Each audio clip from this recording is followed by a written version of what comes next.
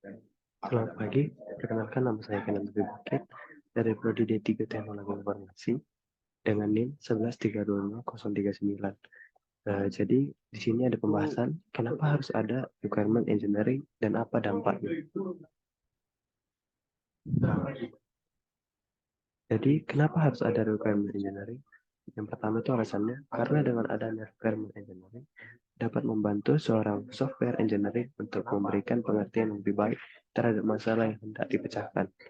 Contohnya, pemahaman tentang bisnis yang berpengaruh pada aplikasi, kebutuhan pengguna, dan bagaimana pengguna berinteraksi dengan aplikasi. Lalu yang ketiga itu, sebab bila pemecahan masalah kurang tepat dengan kebutuhan penggunanya, maka hasilnya akan percuma dan gagal, akan mengalami kerugian.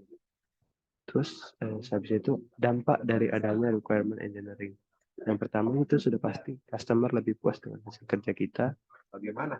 Yang kedua itu, kita mengetahui keinginan dan kebutuhan pelanggan dengan lebih jelas. Ketiga itu, memperkecil kemungkinan overhead. Lalu, kesimpulan itu dapat memperkecil kemungkinan dari salah asumsi, misbahasa, serta permintaan yang tak henti. Kalau tidak ada requirement engineering, apa hasilnya? Yang pertama itu kemungkinan memperbesar kemungkinan overhead. Lalu yang kedua ada analisis kebutuhan menjadi kurang efektif.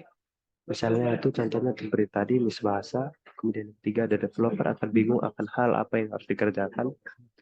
Lalu ada pengguna pasti akan kurang puas terhadap hasil yang diberikan oleh developer.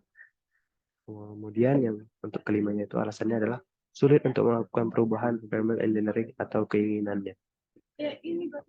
Baiklah, sekian dari saya. Sumbernya itu tadi jawabannya dari analisis kebutuhan dalam RPL dan RCA. Terima kasih.